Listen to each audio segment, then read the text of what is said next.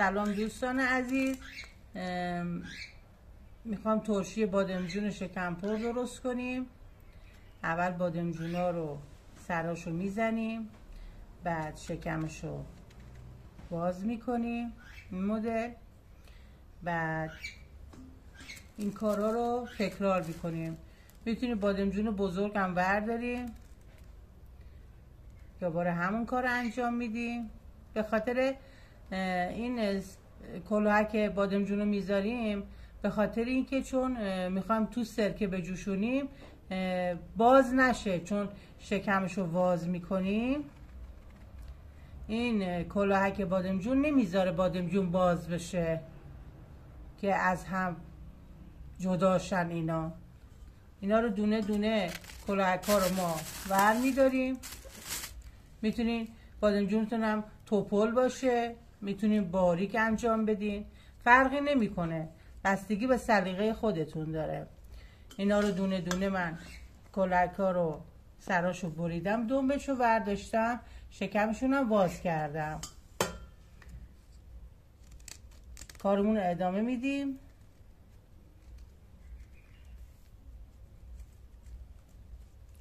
صدای پرنده های ما دارن، اونا با ما همخونی میکنن. این مدل سرای بادمجون رو ور میداریم، کلاهک ها رو یه جوری برش میزنیم که بمونه. بعد شکمش رو باز میکنیم. اینا رو میتونین قبلش هم بشورین، قبل از اینکه این کارو کنیم میتونین بشورین، بعدش هم میتونین بشورین، چون تو سرکه جوشیده میشه تمام میکروب و هر چی که داشته باشه اونجا از بین میره.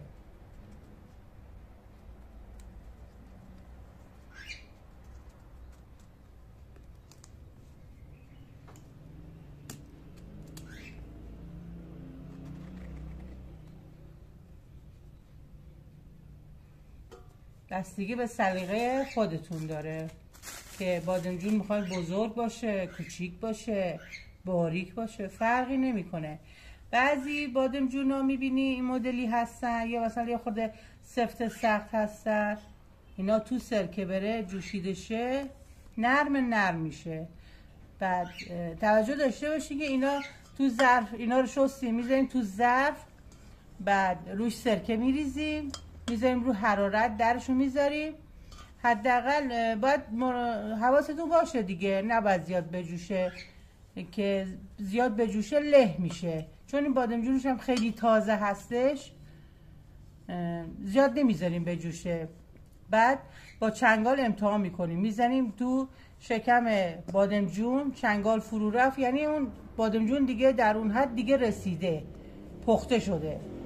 بعد حرارت خاموش میکنیم. با کفگیر تمام بادمجون ها رو در میاریم، میذاریم تو آبکش. من از قبل انجام دادم، گذاشتم تو آبکش، سرکش رفته. بعد سیر، اینجا سیر داریم، سیرامون رو پوست کندیم. سیرا رو میخوام آسیاب کنم.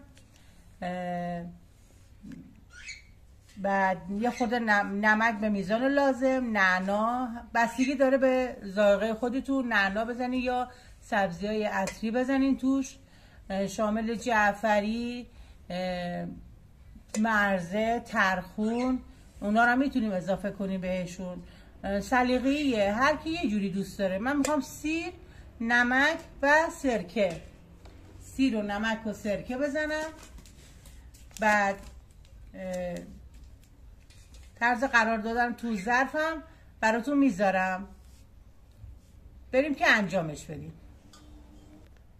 دوستان عزیز، سیرا رو پوست کندم، شستم، آبش رفته، هیچ آبی نداره، خشک بوده. یه مقدار نمک میریزیم.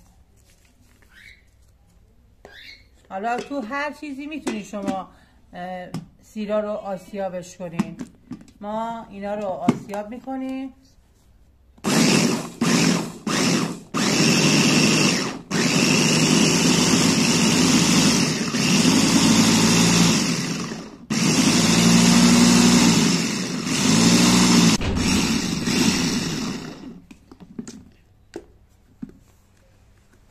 همین قدر که خورد شد بسته. اونم دیگه بستگی به خودتون داره، میخواین درشت باشه میخواین ریز باشه. من این آسیابش کردم، یه خورده توش سرکه میریزم.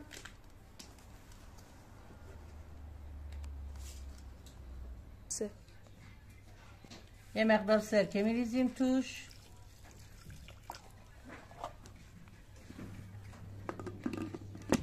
در اینو میذاریم.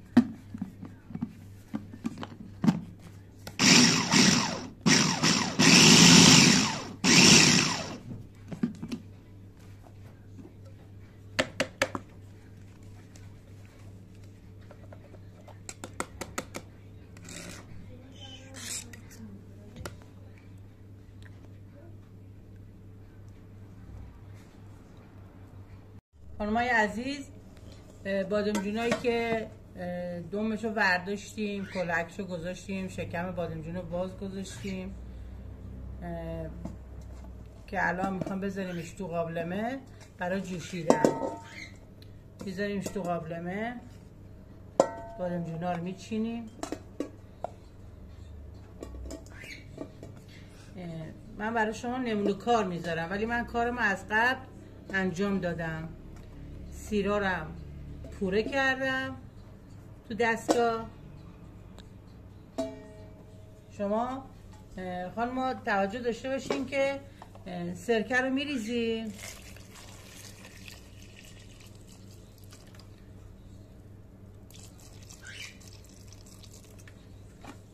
میبریم اینو میذاریم روی گاز رو حرارت تا اینا دوباره اینا بپزه. اینا رو میذاریم که با سرکه بجوشه. بعد با چنگال بعد یه 10 دقیقه با چنگال هی امتحان میکنیم که چنگال تو بادمجون فرو بره، نه اونقدر که زیاد بپزه که له بشه، نه اونقدر کم میذاریم بجوشه که اینا نپزه تو سرکه. اینا باید بادمجون تو سرکه بپزه. حالا بعضیا نمک میریزن، من نمک نریختم به خاطر اینکه چون بادمجونم قشنگ خوشمزه تر بشه که نمک میخوام با سرکه قاطی کنم بریزم روش. حالا ما اینو میبریم رو گاز بپزه. گذاشتیمش رو حرارت تا جوش بیاد. بعد برای امتحان کردنش که ببینیم چجوری پخته یا نپخته براتون میذارم فیلمشو. در قابلمه رو هم میذاریم بره برای پخت. خانمای عزیز، ما بادمجونا رو گذاشتیم پخت. این نمونه کارش بود. حالا میذاریم خنک شه تا بره واسه چی؟ ترشی شدن.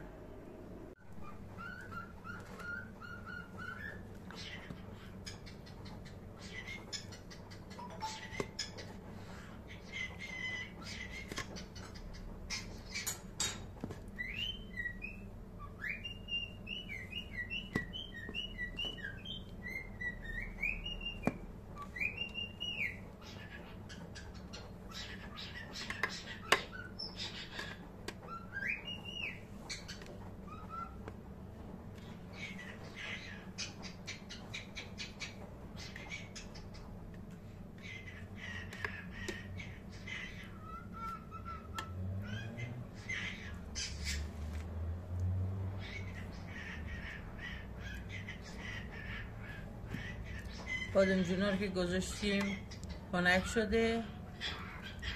حالا میچینیم تو دبه.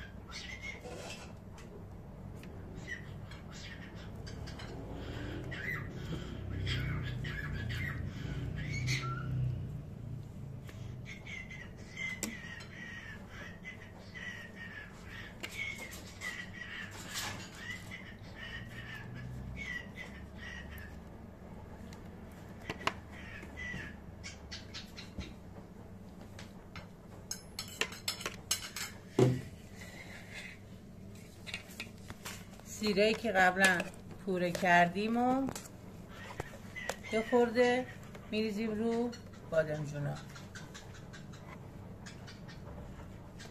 همه جا پخشش میکنیم که طعم مزه سیر رو بگیره. حالا بستگی به ذائقه خودتون داره. گفتم که میتونید نعنا خشک بزنید توش، سبزی معطر بزنید. با امکانات کم ما داریم درست میکنیم، خیلی هم خوشمزه میشه.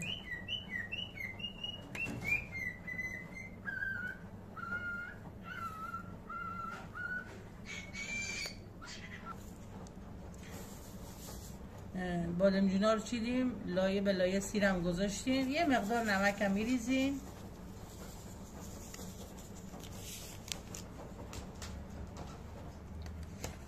بعد سرکه رو اضافه میکنیم.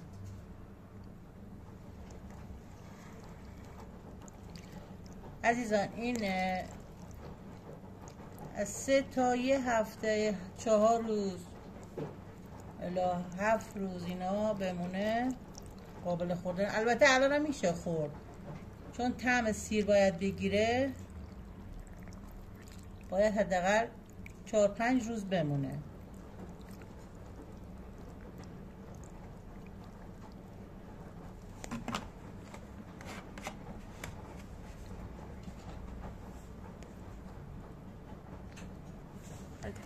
از سرکه رو ریخته یه تکون میدیم هوای مابینش گرفته شه، دیگه میره واسه جا افتادن.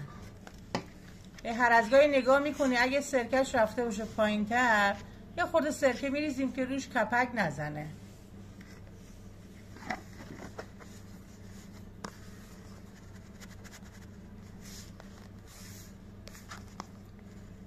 از ظرف دوممون بره واسه دوستان عزیز، اینم از ظرف دوممون میره واسه جا افتادن.